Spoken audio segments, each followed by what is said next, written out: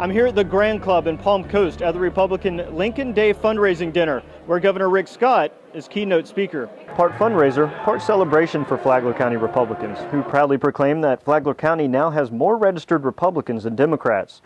Tuesday's dinner is hosted by both the Flagler County Republican Executive Committee and the Republican Club of Palm Coast. To begin the night, a social hour and a chance to meet the 45th governor of Florida. Dinner guests tonight include Republicans at the city, county, and state level who are here to pay tribute to the 2012 election and the role that the Flagler County Republicans held in that. They're also here to pay tribute to Abraham Lincoln, who they say is the father of the Republican Party. As keynote speaker, Governor Scott touted his record of job creation during his first term. Scott says he started by running the state like a business. Less red tape, upfront answers for businesses looking to get permits, fewer taxes. Scott says now 80% of businesses do not pay a business tax in Florida.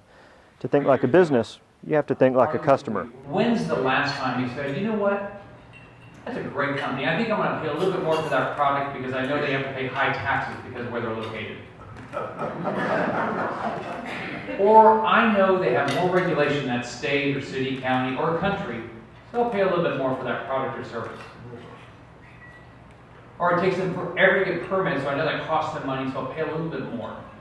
You won't do it.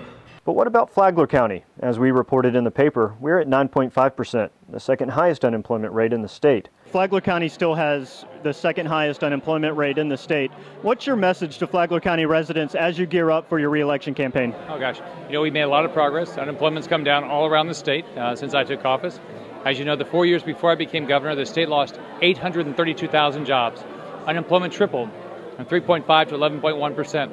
We're now down below the national average, down to 7.1%, and the private sector has generated 330,000 jobs. So we're heading in the right direction all across the state. How do we keep that momentum going into the next 4 years?